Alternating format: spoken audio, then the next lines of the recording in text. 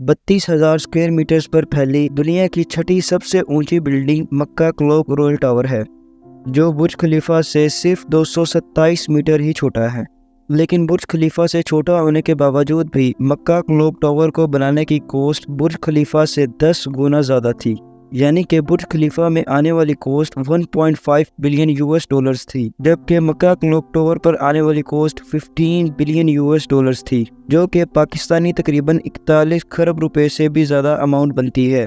नाजरीन, खाना काबा, जहां हज़ारों की तादाद में लोग हर रोज़ अपने रब को हाजिरी देने आते हैं, वहां दुनिया का सबसे बड़ा क्लॉक टावर मौजूद है, जिसे द क्लॉक टावर्स या फिर अबराज अल बैत भी कहते हैं।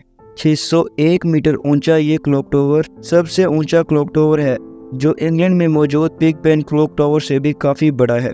इस क्लॉक टावर में लगी घड़ी का वजन 36,000 टन है, जो कि तकरीबन 6,000 हट्टे कट्टे हाथियों के मुताबिक बनता है। नाजरीन, साल 2004 में मलिक अब्दुल्ला बिन अब्दुल अजीज़, जो सऊदीया के उस वक्त के बादशाह थे, उन्होंने इस क्लॉक टावर को बनाने का ख्वाब देखा था और उनके इस ख्वाब को पूरा करने के लिए सऊदीया की सबसे बड़ी construction company Saudi bin Laden company को इसकी कंस्ट्रक्शन का काम सौंपा गया। इस प्रोजेक्ट का सारा डिज़ाइन जर्मनी की एक कंपनी SL रैश ने किया है, जो पहले ही मस्जिद नबवी सल्लल्लाहु अलैहि वसल्लम का स्लाइडिंग डोम और मदीना में मौजूद फोल्डिंग अम्ब्रेलास भी बना चुकी है। मक्का क्लॉक टावर को बनाते वक्त ये इंस्ट्रक्शंस दी गई थी कि पूरे टावर में वेट को कम से कम रखा जाए, और इस कंपनी के सामने सबसे बड़ा चैलेंज भी यही था कि टावर का एक ऐसा डिज़ाइन तैयार किया जाए जो ज़मीन से 601 मीटर तो ऊंचा हो, लेकिन इसके साथ साथ लाइट वेट भी हो। वैसे तो ये कंपनी लाइट वेट स्ट्रक्चर्स बनाने के माहिर तो थे ही, लेकिन किसी ऐसी चीज़ को बनाना जो आज से पहले कभी ना बनी हो, इंतहाई चैलेंजिंग होती है।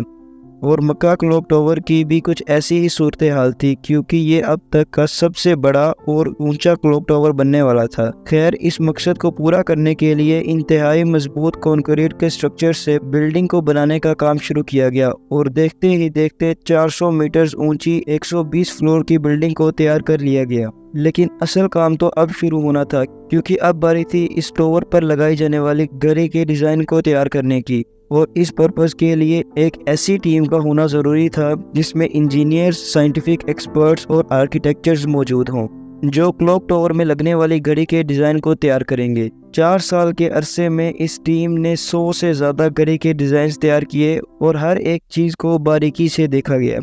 डिज़ाइन को सिलेक्ट करने में इस वजह से भी मुश्किल पेश आई, क्योंकि वो घड़ी के डिज़ाइन को सऊदीया की हिस्ट्री के मुताबिक बनाना चाहते थे, और इस मकसद को हासिल करने के लिए इंजीनियर्स ने सारी इस्लामिक इंडस्ट्रीज़ को बहुत ही बारीकी से स्टडी किया, जैसा कि मेटल वर्क, एस्ट्रोलैब्स और कुरानी आयत की कैलीग्राफी वगैरह।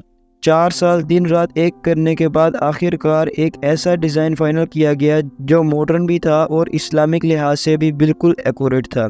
डिज़ाइन को फाइनल करने के बाद अब बारी थी इस डिज़ाइन को तैयार करने की, जिसके लिए जर्मनी की एक क्लॉक मैन्युफैक्चरिंग कंपनी पैरेट से रब्ता किया गया, जो बड़े बड़े टावर्स पर बनाई जाने वाली घड़ियों के एक्सपर्ट्स थे। इस कंपनी के मुताबिक इस घड़ी की मशीन को बनाना एक बहुत ही बड़ा चैलेंज था, क्योंकि कंपनी की 150 साल की हिस्ट्री में इतनी बड़ी मशीन कभी भी नहीं बनाई गई।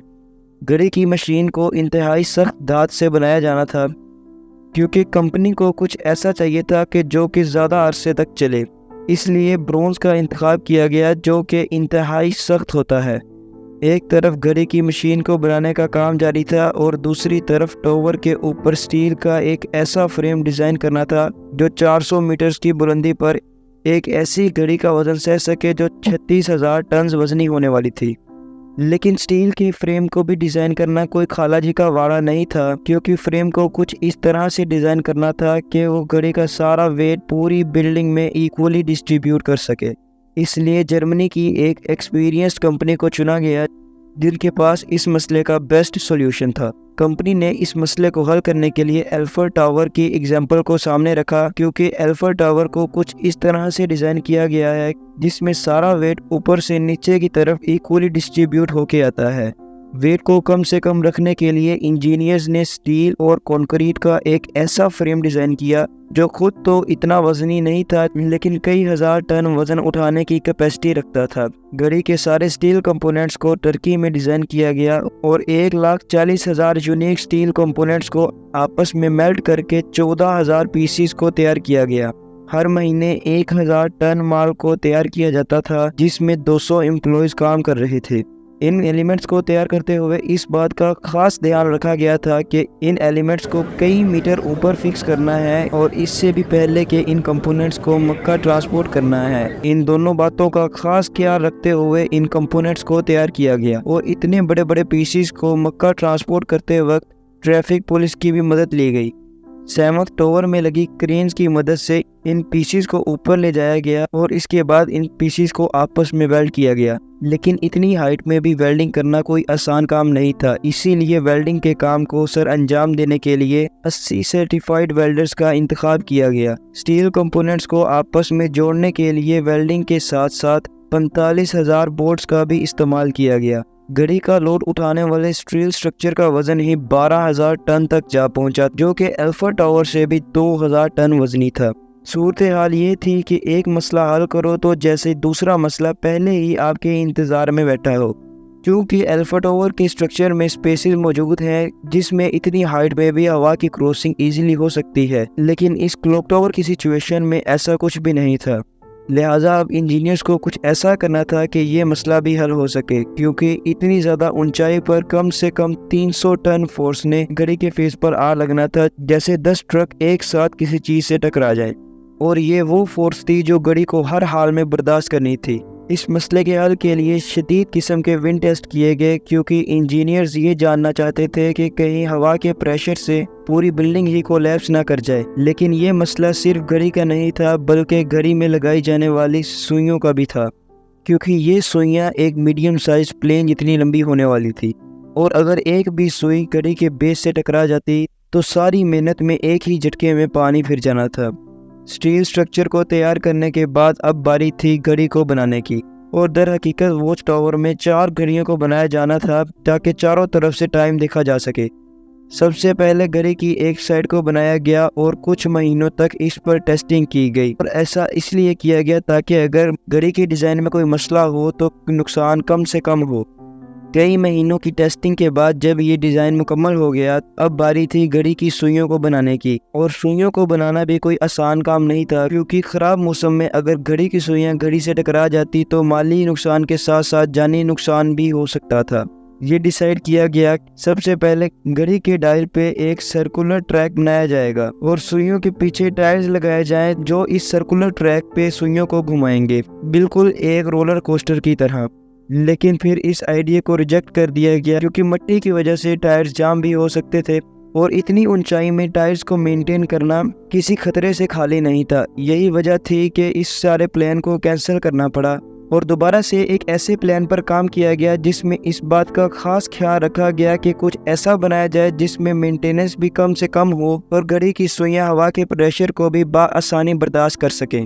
काफ़ी सोच विचार करने के बाद फाइनली ये डिसाइड किया गया कि घड़ी की सुइयों को कार्बन फाइबर से तैयार किया जाए, और वो भी कोई आम कार्बन फाइबर नहीं बल्कि स्पेस फ्लाइट्स में यूज़ होने वाला कार्बन फाइबर, जो वेट में तो इंतहाई कम होता है लेकिन मजबूती के लिहाज से इसका कोई मुकाबला नहीं।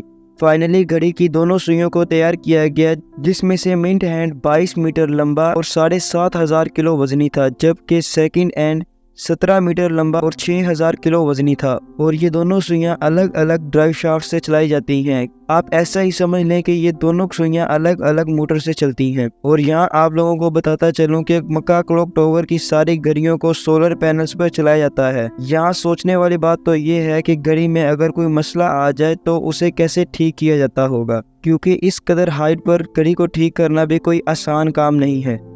तो इस मसले के हल के लिए घड़ी में लगी मशीन के अंदर 2 स्पेशल पाइप्स लगाए गए हैं जो घड़ी की सुइयों के साथ अटैच हो जाते हैं, ताकि मसला आने की सूरत में मैनुअली इसके अंदर जाकर मेंटेनेंस की जा सके। दिन रात एक करने के बाद घड़ी और इसकी सुइयों को बनाया गया, और अब बारी थी इस घड़ी में ऐसी लाइट्स लगाई जाए जिसकी वजह से दिन और रात के वक्त टाइम को सही से देखा जा सके। इस मकसद के लिए ऑस्ट्रेलिया में रहने वाले electrical engineer professor doctor Christian Bertrand को चुना गया, जो अपने काम में खूब माहिर थे। घड़ी में लगने वाली लाइट्स को सिलेक्ट करने के लिए ह्यूमन आई के बेसिक स्ट्रक्चर को मद्देनजर रखा गया और कई महीने रिसर्च करने के बाद ग्रीन और वाइट कलर को सिलेक्ट किया गया, क्योंकि ये कलर सुबह और रात दोनों ही वक्तों में वाज़ेह नजर आता है। और इस बात को साबित करने के लिए कई महीनों तक मुख्तलिफ कलर्स पे रिसर्च की गई। थ्योरेटिकल स्टडीज में ये बात भी सामने आई कि सुबह के वक्त बेस्ट विजिबिलिटी ब्लैक और वाइट कलर में होती है, जबकि रात के वक्त बेस्ट विजिबिलिटी ग्रीन और वाइट कलर में होती है। तो अब बारी थी ऐसे लाइट बल्ब को तैयार किया जाए जो इस घड़ी को रोशन कर सकें। और फिर मक्का क्लॉक टावर की घड़ी में 2 मिलियन यानी कि 20 लाख बल्ब को लगाया गया, जिसने इस पूरी बिल्डिंग पे 4 चांद लगा दिए। इस वक्त मक्का क्लॉक टावर अपने आखिरी स्टेजेस पे ही था और अब बारी थी क्लॉक टावर पर चांद को बनाने की।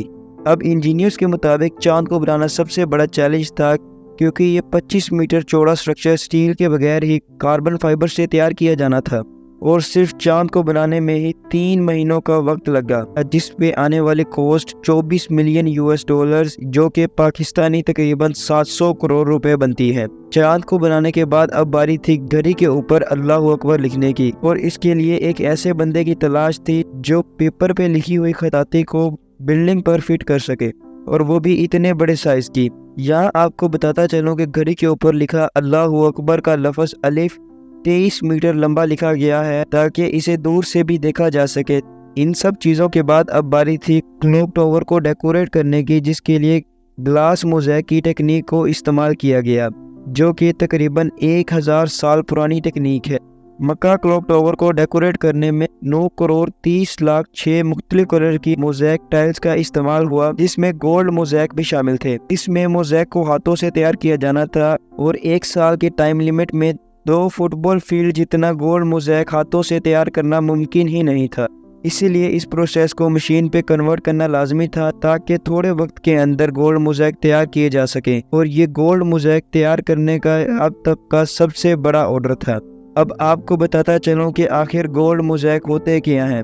असल में ये बिल्कुल एक सैंडविच की तरह होते हैं, जिसके ऊपर और नीचे शीशा और बीच में गोल्ड होता है। मक्का क्लॉक टावर पे लगने वाले गोल्ड मोज़ेक 24 कैरेट गोल्ड से तैयार किए गए थे। ये बगैर मिलावट के गोल्ड की प्योर फॉर्म होती है। मक्का क्लॉक टावर को आसमानी बिजली से बचाने के लिए चांद के ऊपर 800 फिक्स्ड लाइटनिंग कंडक्टर्स लगाए गए हैं, जो आसमान से गिरने वाली बिजली को अपने अंदर समा लेते हैं। और ऐसा इसलिए है ताकि टावर को किसी भी किस्म का नुकसान ना पहुंच सके। इसके अलावा घड़ी पे भी 20 लाइटनिंग कंडक्टर्स लगे हुए हैं, जो आसमानी बिजली गिरने की सूरत में ऑटोमेटिकली बाहर निकलते हैं और घड़ी को महफूज रखते हैं। क्लॉक टावर पे 160 स्पेशली डिजाइन स्पीकर्स को इंस्टॉल किया गया है, जिनमें से लाइव अजान सुनाई देती है। और ये स्पीकर्स इतने ऊंचे हैं कि क्लॉक टावर्स पे दी जाने वाली अजान 7 किलोमीटर के रेडियस तक सुनी जा सकती है। खाना काबा में जैसे ही अजान दी जाती है तो मक्का क्लॉक टावर के टॉप पर 21,000 वाइट और ग्रीन लाइट्स चमकने लगती हैं, जो टावर से 30 किलोमीटर दूर से भी देखी जा सकती हैं। ये लोगों के लिए सिग्नल होता है कि जमात खड़ी होने वाली है, ताकि दूर दराज से आने वाले लोगों को भी काबे की डायरेक्शन का पता चल सके। क्या आप जानते हैं कि मक्का क्लॉक टावर के चांद के ऊपर एक कमरा भी मौजूद है, जो कि नमाज पढ़ने के लिए बनाया गया था और ये नमाज अदा करने का सबसे ऊंचा मुकाम है। इसके अलावा मक्का क्लॉक टावर में लगी घड़ी को